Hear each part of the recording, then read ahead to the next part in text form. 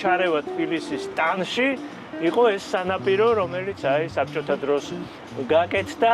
როგორ შეიძლება მისი აცილება მაგაზე გაუთავებლად შეიძლება საუბარი, მაგრამ ფაქტი ის არის, რომ ახლა უახლოებით სწორედ იმ გულს თუ რა ვიცი, ყველაზე საინტერესო ადგილი რაც იყო ძველ თბილისში, ჩემთვის ეს იყო ეს მეტეხის ის ორი ხიდი, ეს კავშირი მარცხენა და მარჯვენა სანაპიროებს შორის, ის ორი ქარვასლა.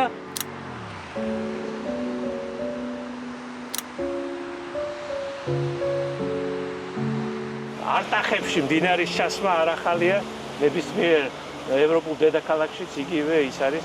როგორ არის ეს გაკეთებული, ეგ სხვა საქმეა და ეს მაინც ამხელა, დღესაც ხო ხედავთ, რომ ამხელა ტროტუარია მდინარის პირას და ხალხს იქ ვერ ხედავთ, არა? რა იყო ის, თქვათ, რაღაც სხვანაირი აზრი არსებობდა, როგორ უნდა გაკეთებული იყო, რამდენად უწევდნენ იმას ანგარიშს და რამე თუ გაითვალისწინეთ.